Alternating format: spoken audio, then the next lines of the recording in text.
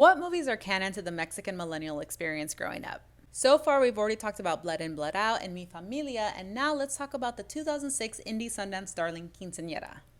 A movie that coincidentally came out the same year that I turned 15, and unlike the first two films in the series, I had seen this one before and I remember really loving it. So I sought it out. It's streaming for free on YouTube, and I have to say that after rewatching it, I have a lot of different opinions. The film follows Magdalena, a young teen anxiously awaiting her chance to have her own quinceañera when she discovers that she is pregnant, and she is then thrown out of her house by her preacher father. She is taken in by her gracious Theo, who also houses her cousin, who has been disowned by the family as well because he's gay.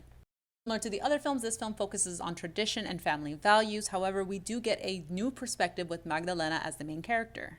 And we even get queer character representation in Carlos. Instead of Isale, we get a focus on Echo Park, and that plays a huge role in later conflict in the film where we see the ramifications of access to housing and gentrification. There are two incredible standout performances in this film from Jesse Garcia and Emily Rios. They are absolutely outstanding in these roles. They have incredible chemistry as cousins, and a lot of the levity and the dramatic high points of this movie come from their performances. A common critique of modern movies is their inability to depict believable teenagers. However, I think this film does an excellent job depicting teenagers with their awkwardness and their standoffishness. There's something just really believable about the group of girls in this movie, and I really appreciate that.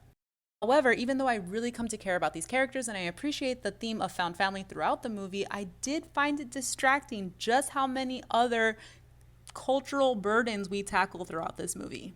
It kind of took me out of it, so I had to start looking into who made this movie. It turns out the film was co-written and co-directed by the married couple Richard Glatzer and Wash Westmoreland.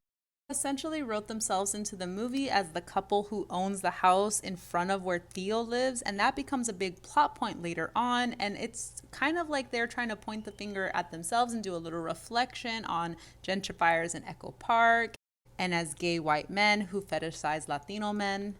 While I do appreciate their attempt to talk about these really important issues, I do feel like it was a little heavy-handed and a little too on the nose to a point. If you want to watch Quinceañera for yourself, it's streaming for free on YouTube, and in the comments below, please tell me